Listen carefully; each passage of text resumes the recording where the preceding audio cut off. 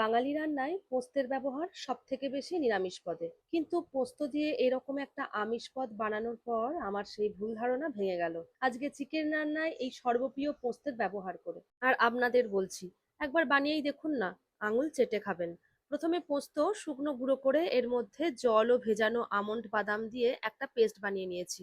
এরপর ধুয়ে নেওয়া 700 গ্রাম চিকেনকে 1/4 কাপ টক দই, লঙ্কার গুঁড়ো, গরম মশলা, নুন, আদা রসুন বাটা দিয়ে মেখে 20 মিনিট রেখে দেব। এখন কড়াইয়ে সর্ষের তেল দিয়ে গরম তেলে চেরা কাঁচা লঙ্কা, পেঁয়াজ দিয়ে বাদামি করে ভেজে নিয়ে ম্যারিনেটেড চিকেন এখানে দিয়ে দেব। ভালো করে নেড়ে একে একে কাশ্মীরি লঙ্কার গুঁড়ো, নুন দিয়ে ঢাকা দিয়ে রান্না করব মিডিয়াম আঁচে। কোনো রকম জল দেব না। 15 থেকে 20 মিনিট মিডিয়াম আঁচে রান্না করলেই জল বেরোবে। এরপর আগেকার পোস্ত বাটা ও পোস্ত বাটার জল দিয়ে 1 মিনিট একটু নেড়েচেড়ে কাঁচা সর্ষের তেল দিয়ে নামিয়ে গরম ভাতের পাশে পরিবেশন করুন কাঁচা লঙ্কায় পোস্ত চিকেন।